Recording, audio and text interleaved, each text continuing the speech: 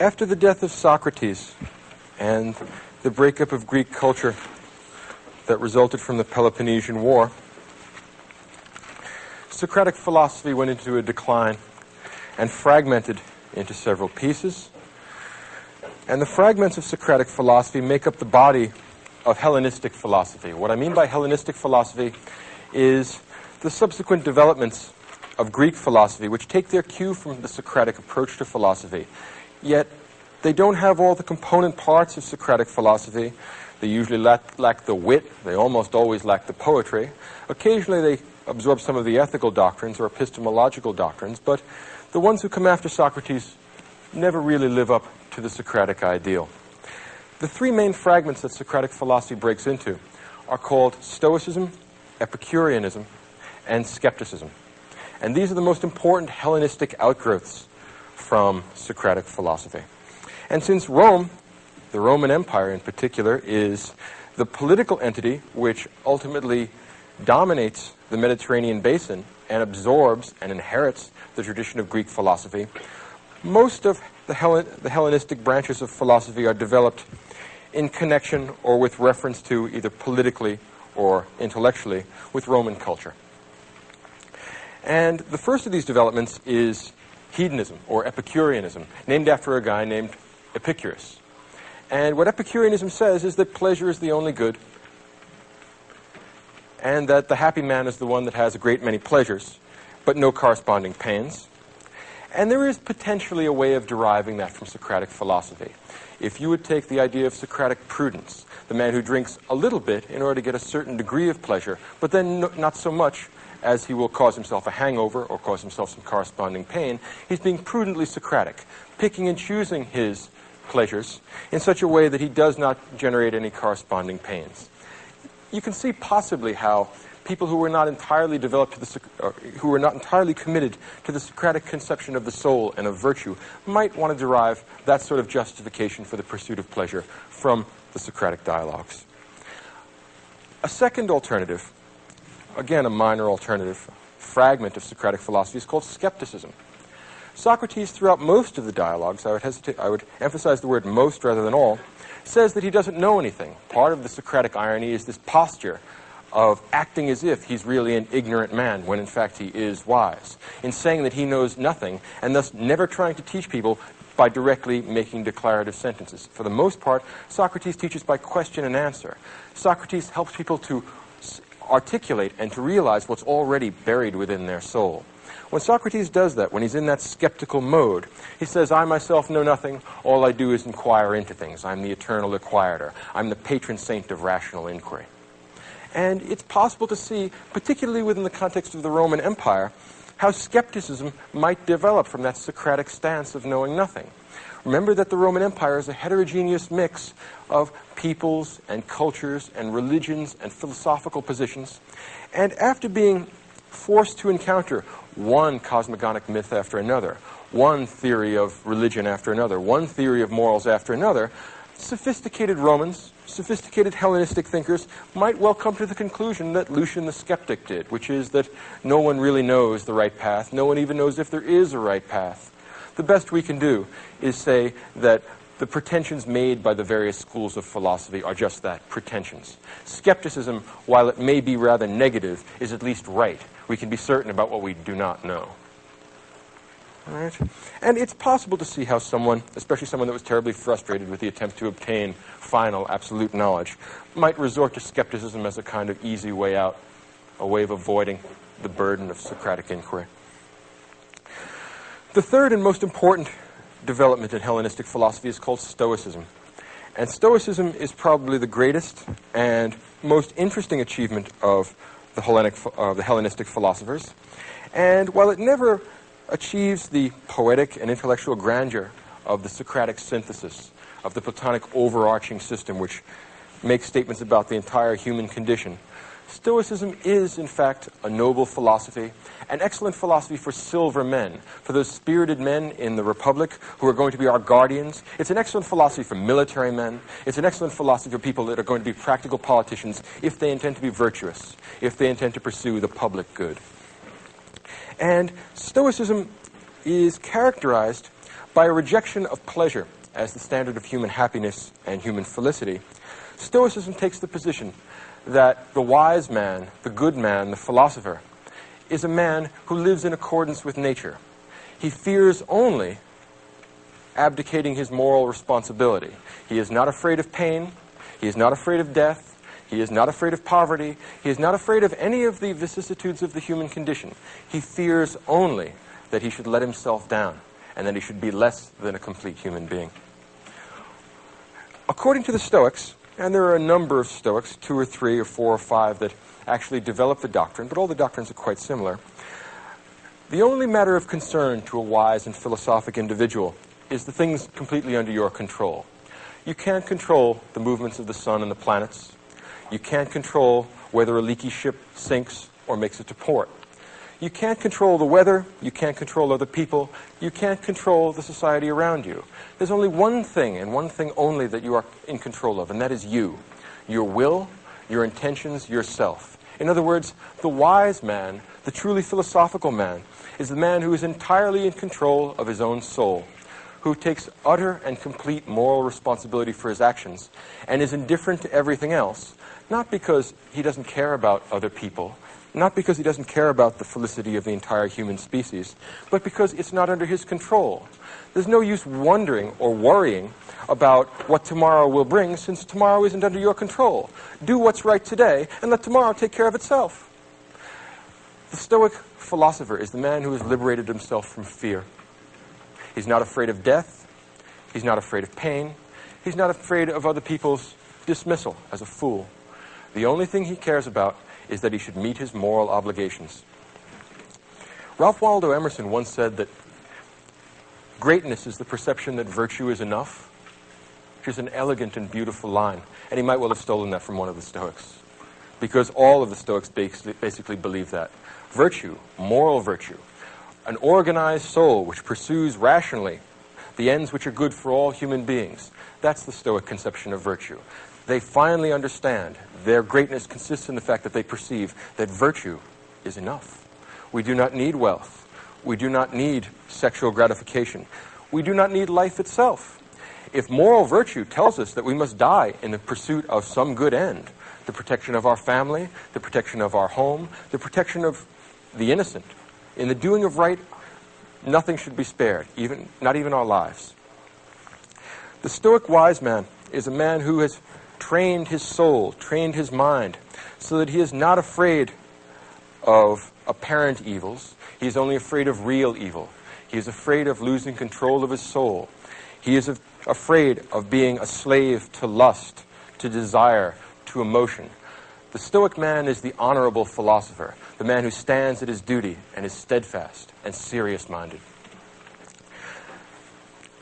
In living according to nature, what the Stoic philosopher does is examine the nature of the human condition and the nature of the world around us. He discerns his position in nature. He discerns the kind of creature that he is. And he lives in such a way as not to disgrace himself, as not to be less than what he truly could be. He won't live the swinish life that we found with Aristophanes. He wants to be, if not a god, certainly not less than human. He won't be an animal either. He will live up to the fullest potentials that human being has to offer. Now, among the Roman Stoics, two are especially noteworthy. One is Epictetus, and one is Marcus Aurelius. And one of the wonderful ironies about the history of philosophy is that Epictetus was a slave and Marcus Aurelius was an emperor. And philosophy is the great equalizer. Both the slave and the emperor can equally well participate in a philosophy that is accessible to all human beings as human beings. There's nothing less conscious of social status than philosophy. A wise man, a man who is disciplined, in control of his motions, and follows the way of nature, can be a good man no matter what his position in the social structure is. He is not responsible for the social structure, and it is not his problem. If the gods or nature or whatever is controlling the world makes you a slave, then be a good slave. If God or nature or whatever is controlling the world makes you an emperor, then be a good one. Your job is not to disgrace yourself and live up to the highest potentials of human being. The most interesting of the Stoics is Marcus Aurelius. Lord Acton, the great English philosopher and historian, once said that power corrupts, and absolute power corrupts absolutely. And that's generally speaking true. The difficulty with that generalization is Marcus Aurelius. Marcus Aurelius was an absolute ruler. He was a ruler of the Roman Empire. He was an emperor. He had absolute power of life and death over everyone in the known world. I don't mean everyone in the world as we know it today, but everyone in the world as the Romans would have known it. They don't know about China or have a very attenuated conception of the Eskimos. For them, the world is the Mediterranean basin, and Rome owns it. And Marcus Aurelius owns Rome, essentially. His word is law. Now, for almost all the Roman emperors, they lived scandalous lives, and they disgraced themselves. They were much more concerned with indulging their sensual appetites, satisfying their passions, flying into rages. Marcus Aurelius is the standing exception to that, and the exception to Lord Acton's generalization. In his case, power didn't corrupt. Absolute power did not corrupt absolutely. Instead, absolute power allowed us to see what the man underneath the body is really like. It allowed us to find out what Marcus Aurelius' soul is like. Imagine a man for whom all the restraints of law and custom and political order are taken away. He can have whatever he wants. If a man under those circumstances behaves well, you know something about the soul underneath, because no external constraint is making him do what he is doing. And Marcus Aurelius is the one example of an absolute ruler who behaves himself in such a way as not to disgrace himself. It's an amazing temptation. Imagine what it's like. Stop and put yourself in that place for a second. Marcus Aurelius takes the throne in 161 AD and he dies in 180 AD. 19 years controlling the entire world. He can have all the money in the world. That's not an exaggeration. All the money in the world. If he wants it, he can just collect it all. He can have sex with anyone he wants, whenever he wants, under any circumstances. If he wants to get drunk, he can have wine brought in by the boatload. Infinitely, forever. He can go on a drunk now and stay drunk for the next 19 years until he dies. Imagine anything that the bronze, desiring, emotional, irrational parts of your souls want. And now imagine that you can have it.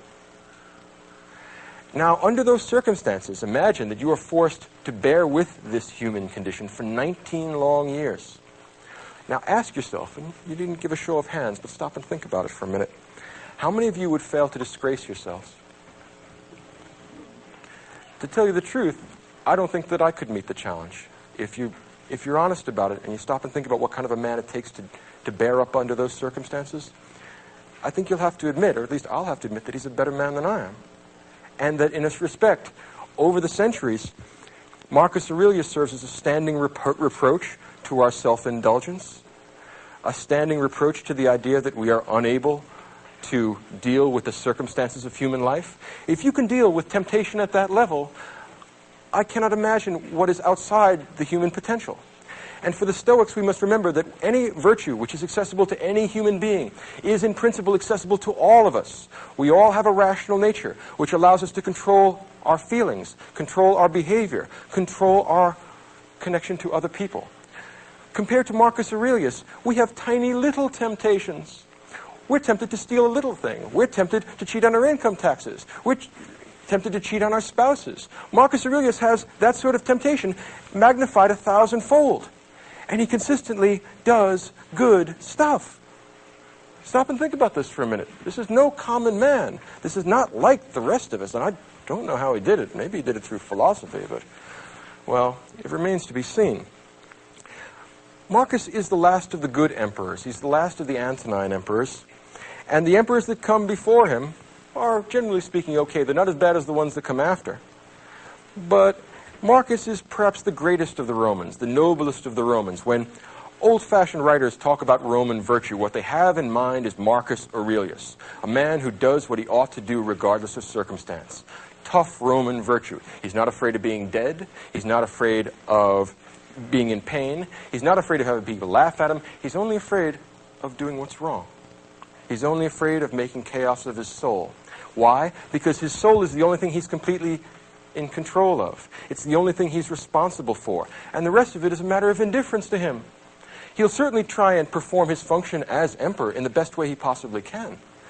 But there are Germans at the border, and should they succeed in winning this war, he did the best he could. He has no reason to feel guilty. He has no reason to feel that this is a difficulty. If, for some reason, he gets sick, well, sickness is part of human life. You accept it as it is, you deal with it the best you can, and then you move on. In other words, Marcus Aurelius intends to live a life in which he will not have to feel guilty about anything. And he succeeded in doing that under the most trying possible circumstances. Again, put yourself in a position where you can have anything you want, and no one can stop you. No matter how evil, no matter how depraved, no one can stop you because your word is law. Marcus Aurelius behaved himself for 19 years under those circumstances. It's a standing reproach to our self-indulgence. The kind of things that Marcus Aurelius writes are not meant for publication. Let's think about this a little further. Marcus wrote this manuscript without intending to have it published. After his death, he wanted to have it burned. Some philosophically inclined, bookkeeper, librarian, aide-de-camp, or whoever it is that picked this up, said, no, we just can't throw this out. We cannot lose the memory of such a great man, and we can't lose the sort of meditations that he created. He wrote a book called The Meditations, and it's a book to himself that's not intended to be published. What sort of a man writes a book to himself? Well, what sense does that make? Think about it. The nature of a book is communicating something, and we would think we would communicate it to some reader. But this is not going to be published. It's written to himself. What makes a man write a book to himself? And there's a very deep answer, I think, here. Marcus Aurelius writes a book to himself because he's the loneliest man in the world. He has no friends because he has no equals. Think about a man breaking himself on the rock of an impossible virtue. He has no equals. Everyone he talks to wants something from him. He is the emperor of everything in the world. He owns it all. Everything he says immediately gets done. He has absolute life and death power over everyone. So anytime he's in the throne room, he's having an audience, someone comes in from some part of the empire, they're always here for some reason, and they're always here because they want something from him. And all Marcus wants to do is live a philosophical life. But he happens to have had the misfortune to be born the emperor of Rome. What a pity. So he has to deal with these self-centered, swinish people all the time, and it's his responsibility to do good for them, to give them justice, to give them both examples of virtue and virtuous laws and virtuous decisions. And the weariness of it gets to him after a while. The book that he's written, The Meditations, is shot through with a kind of philosophical melancholy that is extremely moving, despite the stoic content of what he's saying. In other words, oddly enough, there are very few books in the world which generate more pathos, which create more of a sense of pity for a person reading this than this book. He's writing a book to himself because he has no one else to talk to.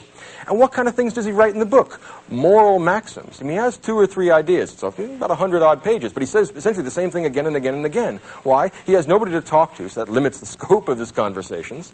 And he's constantly trying to remind himself that, look, although the people you're dealing with are corrupt, evil, and depraved, it's your job not to get angry with them, but to try and teach them and morally improve them. If you can't morally improve them, at least put up with them, because the gods have created us social animals, and it is part of the mark, or it is the mark of a philosophical man, that he should return benefits for harm, because those that would harm other people do not live the philosophical life. Those that don't want the ultimate good for themselves and for society do so because they don't know any better. Marcus has not only political power, but wisdom, and in that respect, he's the only example in the Western tradition of any ruler who even remotely approximates Plato's philosopher king. And he has some of the qualities that Plato thought the philosopher king would have. He is totally disdainful of wealth. Why? He owns everything. What would it be like to own everything from England to Egypt? Well, the idea of accumulating more stuff becomes less and less interesting if you stop and think about it. And if you can have sex with, say, 1 million people, the million at first has very limited attraction. And at that point, he stops to think, and he says, I will do my best to constantly do what I ought to do. And there is a sort of whistling in the graveyard tone to this book. He is, in some respects, an enormously lonely man, and in some respects, an enormously sad man. There's a melancholy in this that's terrifically moving. And yet, we ought not to pity Marcus Aurelius, because if he looked at our lives, he would pity us. Pathetic creatures that we are, we don't even meet his standard of virtue, and we're pitying him. Think about the irony of that. He said, well, I'd pity you back if I didn't think that was disrespectful. Think about what it takes to be something like Marcus Aurelius. We shall not see his like again. In the book itself, he has all kinds of intriguing and caustic, if you will, moral maxims. He says things like this: soon you will have forgotten all things, and soon all things will have forgotten you. In other words, don't get overwrought. You're angry with this guy just because he didn't do what he was supposed to do? Ask yourself how many of the people that are working for you are doing what they're supposed to do. Soon, you'll have forgotten all this because you'll be dead. And soon, all the people who know you, they're going to be dead too, and they'll have forgotten you. And so what's the point of being mean to people? Now imagine the kind of philosophical self-restraint we're talking about here. This is a guy who can chop everyone's head off if he gets sufficiently angry, so he never does. Remarkable, remarkable. So Marcus Aurelius is a man who constantly, in his book, is writing short 1- and 2-line epigrams that essentially say things like, don't lose your temper with these people, Marcus, you know how they are. Marcus, it's not your fault that they're stupid. You tried to teach them, and you can keep on trying to teach them, but if Socrates was a good man and they killed him, what do you expect them to do to you? On the other hand, Marcus Aurelius is willing to rule the Roman Empire for the same reason that the Platonic philosopher king is. If he gives up, somebody worse is going to take the job, and you know what happens then, right? He'd much rather just go home and read his books. He doesn't want to listen to this stuff.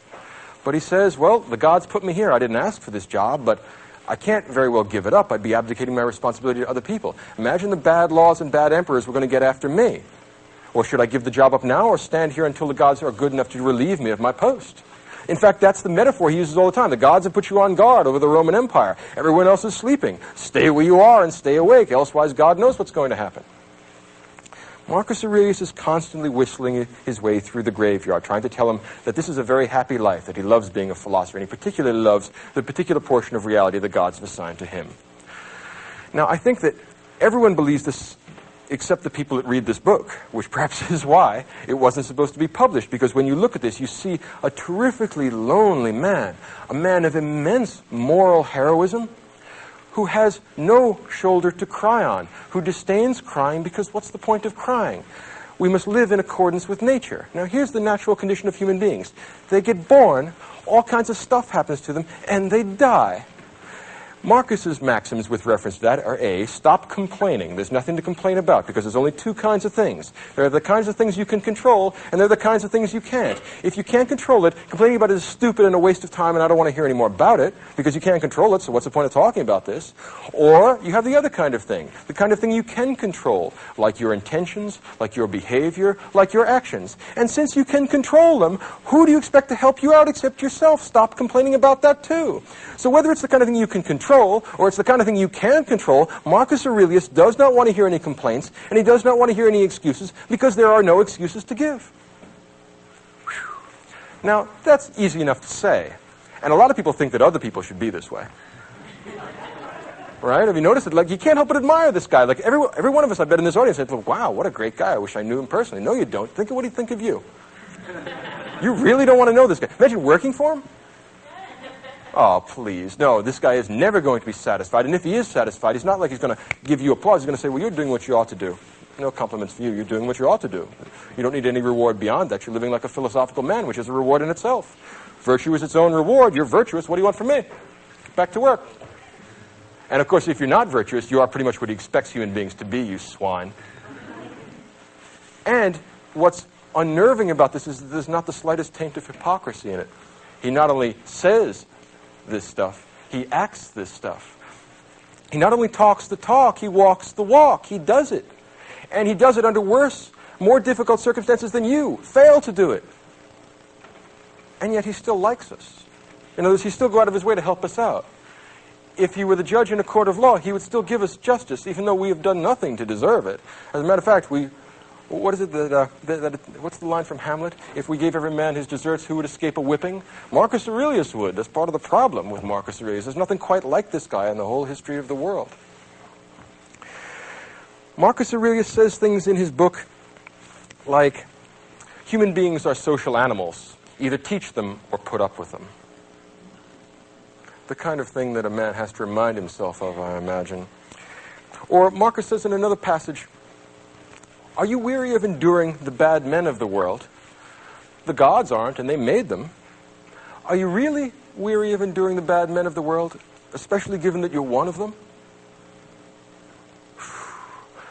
Dreadful, powerful, caustic, ruthless analysis of himself and others. He pulls no punches. He is an honest man, and how many honest politicians are there in the world? I mean, it's been some time since we had one leave us literary remains, and here we certainly do have one. The Stoics put together an important and I think worthwhile idea, particularly in this day of international politics, and that's the idea of a cosmopolitan political philosophy. There's few people as cosmopolitan, as lacking in provincial qualities as Marcus Aurelius. The Stoic wise man has made his life consistent with nature, and nature is universal and everywhere. It exists in every place, in every time. So the Stoic man is never any place but home. His polis is the cosmos. That is what makes him cosmopolitan. In ancient Greek political theory, you were a citizen of one political polis, of one particular polis, one particular city-state. You were an Athenian or you were a Spartan. The Stoic wise man is cosmopolitan. Wherever he is, he lives in accordance with nature. Whatever he does what he knows to be right. What difference does it make whether he's in a jail cell or in a palace? As Marcus Aurelius put it in a beautiful epigram in the book, even in a palace it is possible to live well. No excuses. Don't tell me that it's because of temptation. That won't go over. No excuses go with Marcus. The idea of a cosmopolitan political philosophy is one of the great achievements of Roman Stoicism. And if you stop and think about it, it's an excellent and a necessary idea when you're running something as big and heterogeneous as the Roman Empire. This tremendously complicated mix of religions and cultures and peoples and all kinds of heterogeneous ideas means that this is going to be a big patchwork, a big quilt. It's not going to be one culturally unified area. But Marcus would be just as happy being a slave as he is being an emperor. He would just as be happy being a Gaul or an Egyptian as a Roman. As long as there is a nature there, and there is a human spirit which can be made in accordance with nature, any of the external facts of life don't matter. And now for the first time we can perhaps see why the Roman Stoics have a reputation, to some extent deserved, of being kind of harsh, cold, unfeeling men. Because there's nothing to worry about. And it's hard for them to sympathize with the fact that other people are worried about things that they regard as trivial or not worth worrying about at all. Many of us worry about sickness. Well, Marcus Aurelius will point out that all people get sick. And once you get sick, since you're a rational human being, you want to go to the doctor, do what he prescribes, and fix your body. There's no point in complaining any place along the line because you know what you're supposed to do. Go do it. Stop asking for somebody else to help you. If you don't help yourself, how can you expect anybody else to help you? Which is a fair criticism.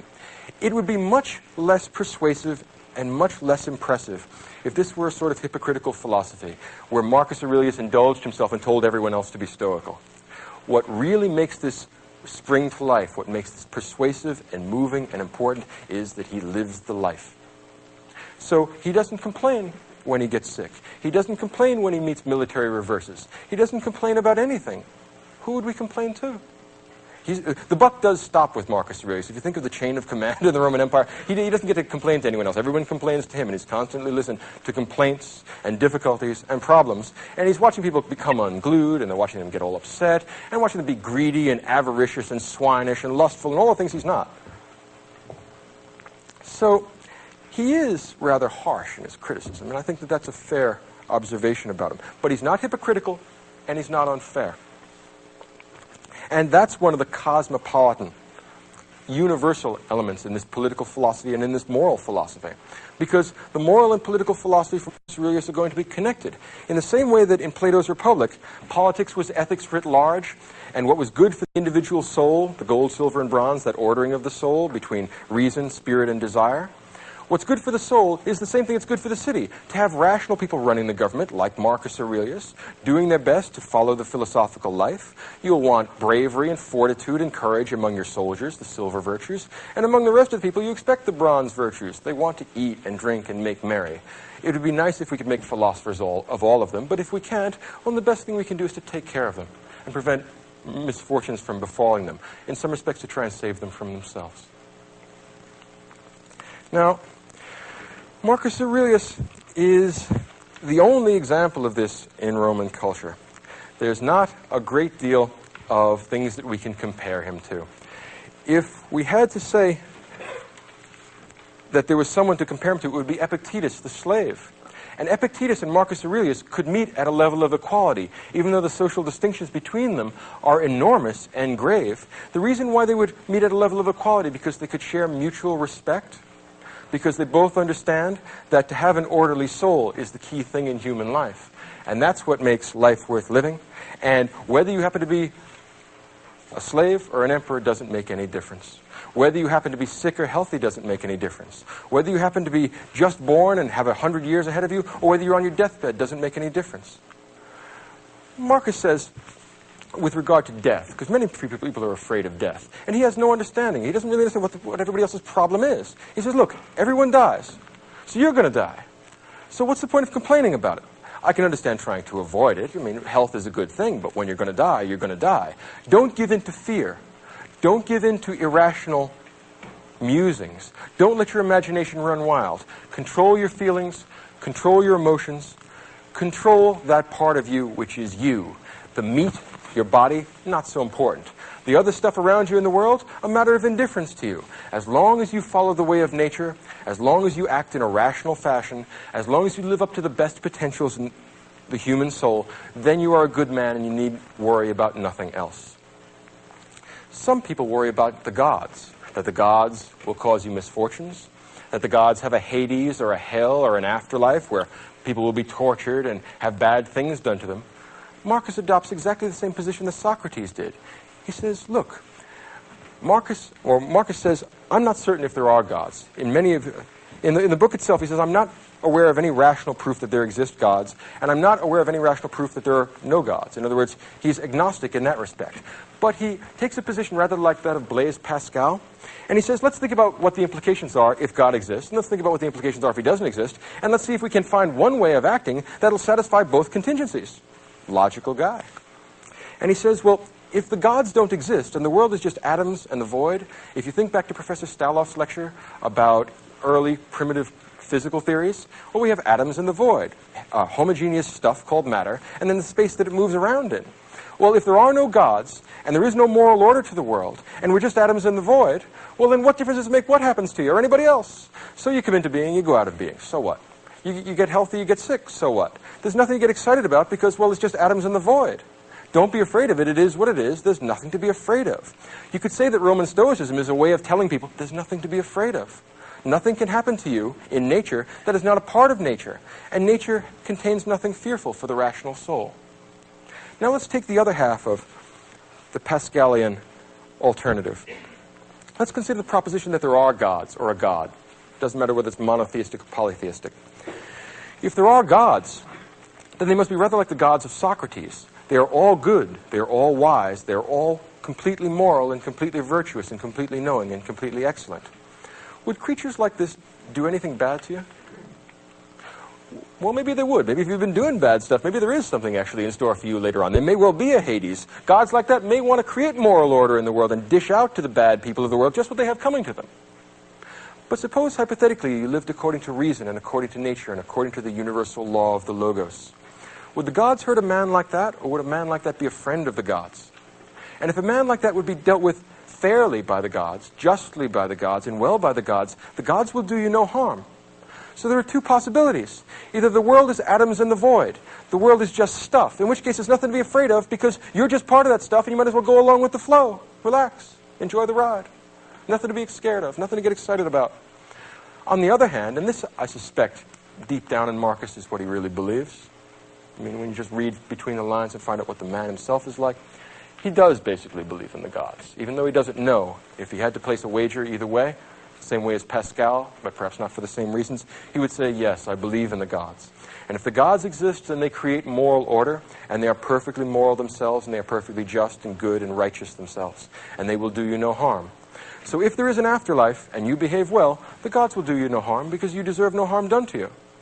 If there is an afterlife, and you behave badly, you have no one to blame but yourself.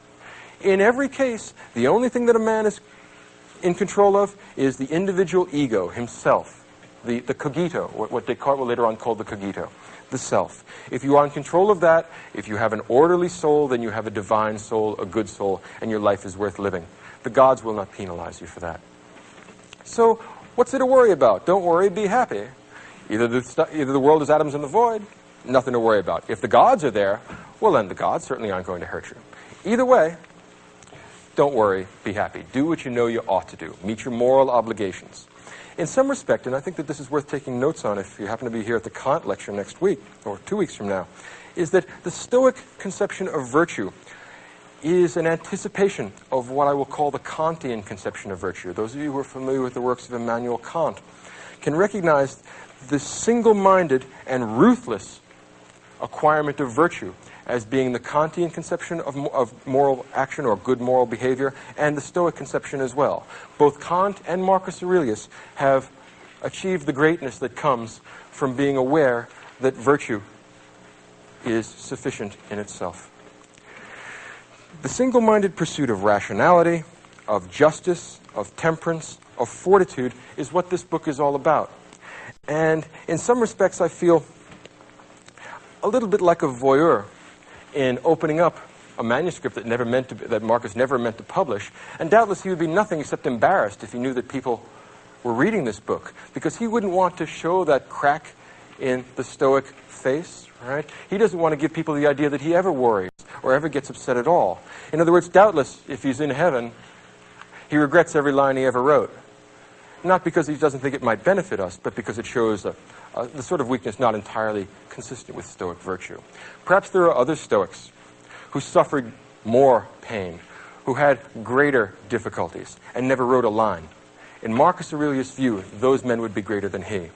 And whether there exist such people or not, Marcus Aurelius is a sort of standing reproach to our weakness, to our self-indulgence, to our willingness to give in to what we want, to our inclination to make excuses about things that were entirely up to us, and to try and act as if we are not responsible for our behavior.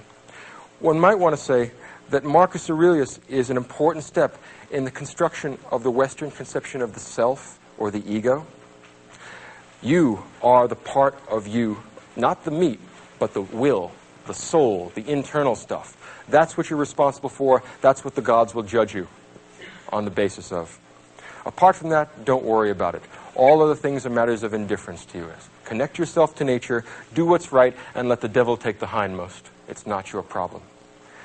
Stoicism is an appropriate philosophy, I would say, for serious, ruthless, introspective people that want real answers and are willing to take no nonsense. In that respect, it's a kind of moral philosophy I would be inclined to teach at, say, West Point. If I were teaching people that are going to be under terrible danger and terrible fearful conditions, I would teach them to do what they know they ought to do, and to discipline and organize their emotions in such a way as they behave themselves in a way that is not disgraceful. To avoid that is the epitome of Stoic virtue. And it may not have all the attractive elements of Socratic philosophy. It lacks the poetic element of Platonism. It lacks the comprehensive intellectual drive of Socrates. But it still contains elements of Socratic nobility that neither skepticism nor Epicureanism offer us. And in that respect, I think it's the true heir of Socratic philosophy. The key idea behind Marcus Aurelius, something like this, that it's just the human condition for us to have troubles and worries and anxieties and problems. Don't torture yourself by worrying about things that aren't in your control. Leave that in the hands of God. Leave that in the hands of nature. Do your best to control the things that you do have control over. Yourself, your behavior, your intentions, and your actions. If you do that, you will live a blessed and happy and virtuous and wise life. You will be a real human being. If you fail to do that, gradually the inclination towards debauchery, evil, vice, sin, to put it in theological terms, will become greater and greater, and unless you arrest this slide towards self-indulgence, you will harm yourself and you will harm the people around you. No rational being wishes to harm themselves. No rational being wishes to harm the people around them. Because of that, if we were to be rational, it is the same thing as making us good, and that is the same thing as making us free.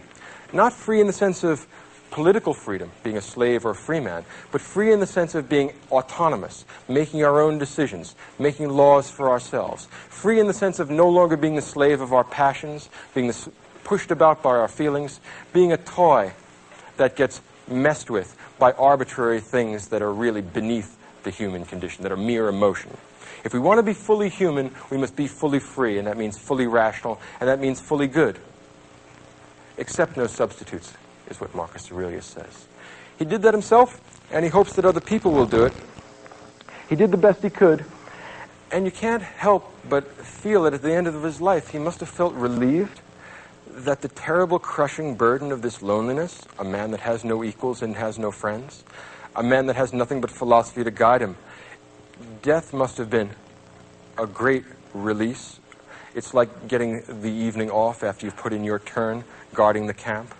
And instead of becoming an obscure and unimportant figure, he's become a symbol in the history of Western philosophy of the practical, concrete, immediate virtues, the sort of virtues which are accessible to us, not because we have profound intellectual ability, not because we're a Newton or a Kant, but simply because we have problems and we're everyday rational human beings.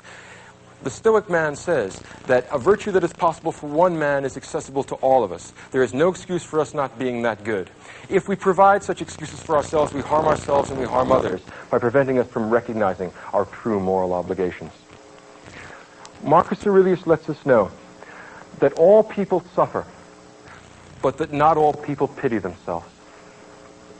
Marcus Aurelius lets us know that all men die, but that not all men die whining. Something to think about. Take home with you and mull it over.